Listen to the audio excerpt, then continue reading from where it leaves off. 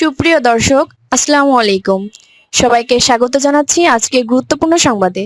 প্রথমে জানিয়ে দিচ্ছি সংবাদ শিরোনাম, পরে বিস্তারিত। চীন থেকে জাহাজ বিধ্বংসী ক্রুজ মিসাইল কিনছে ইরান। এদিকে ইরানে হামলা বিপজ্জনক হতে পারে, ট্রাম্পকে সতর্ক করলেন মার্কিন শীর্ষ জেনারেল।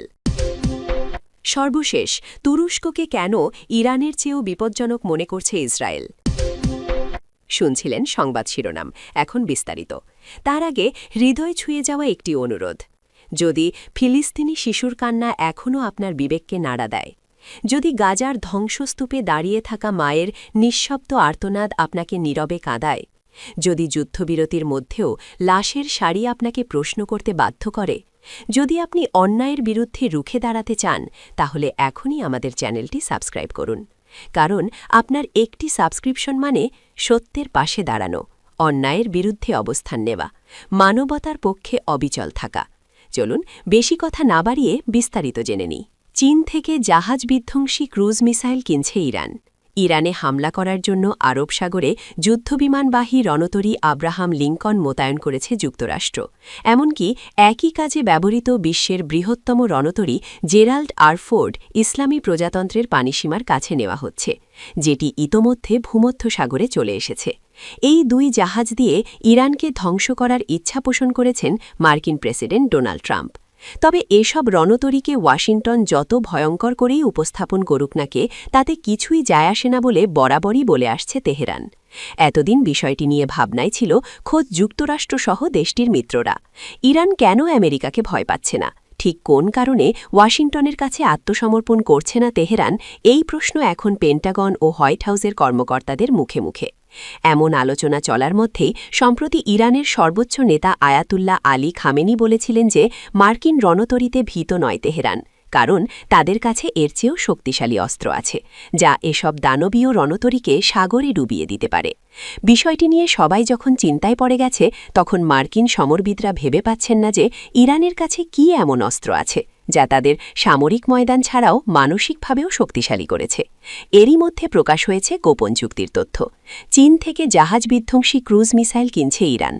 ইতোমধ্যে এ বিষয়ে চুক্তির শেষ ধাপে পৌঁছে গেছে দেশ দুটি। আলোচনাটি সম্পর্কে অবগত এমন 6 ব্যক্তির বরাতে এ তথ্য প্রকাশ করেছে বার্তা সংস্থা রয়টার্স।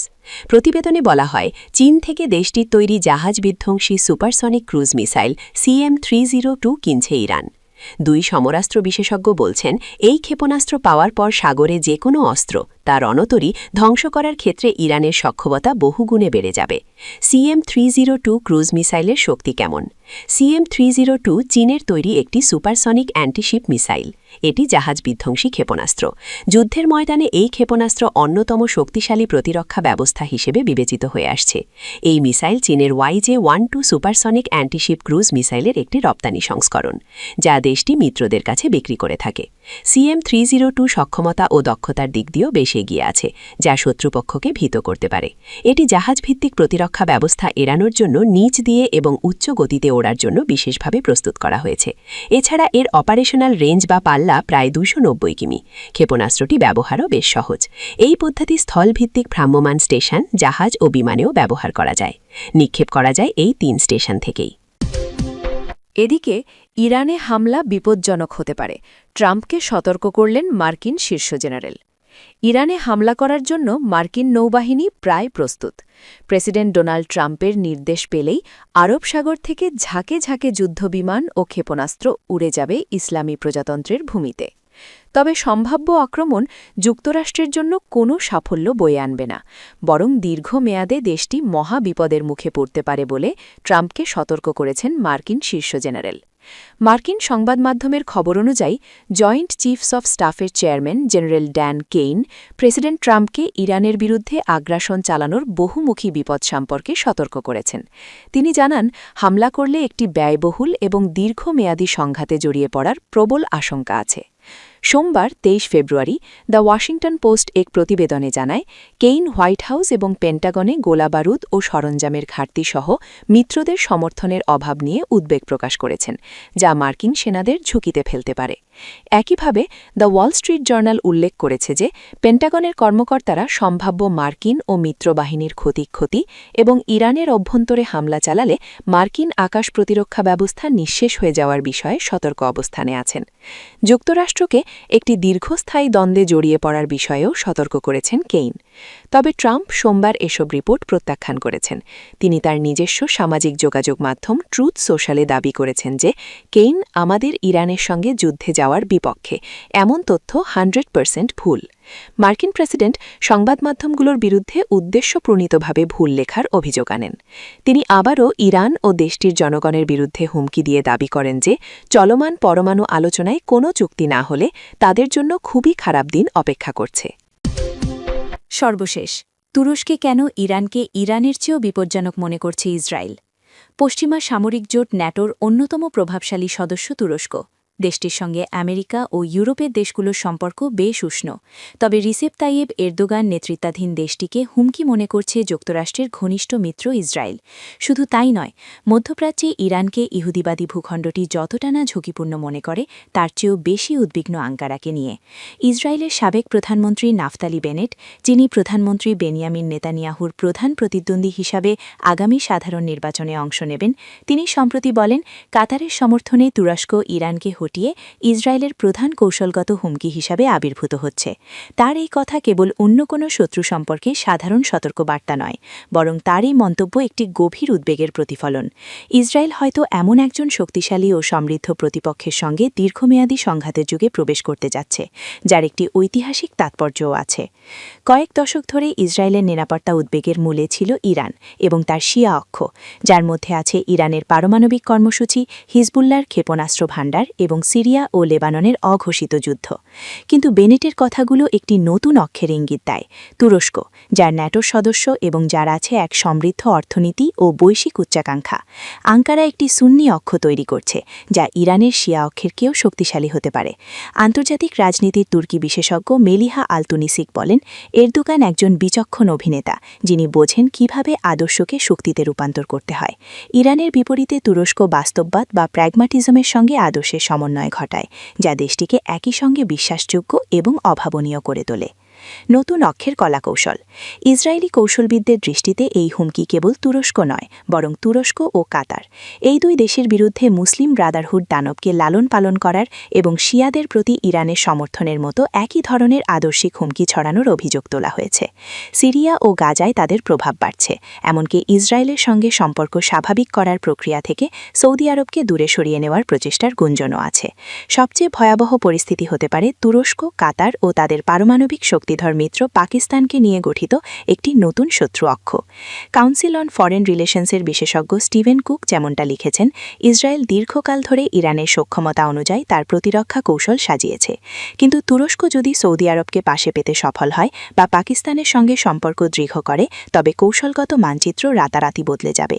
তখন এটি কেবল ইরান থেকে আসা ক্ষেপণাস্ত্রের বিষয় থাকবে না, এটি হবে পারমাণবিক সক্ষমতা সম্পন্ন একটি সুন্নি বিশ্ব। অর্থনৈতিক যুদ্ধ।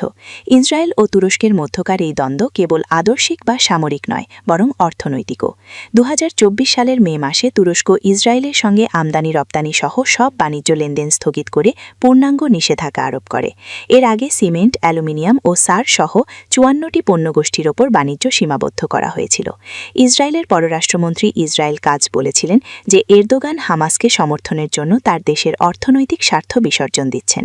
ইসরায়েলের জন্য এই বয়কট কেবল একটি বাণিজ্য নিষেধাজ্ঞা নয়, বরং এটি একটি সতর্কবার্তা যে তুরস্ক অর্থনৈতিক শক্তি প্রয়োগ করতে ভয় পায় না।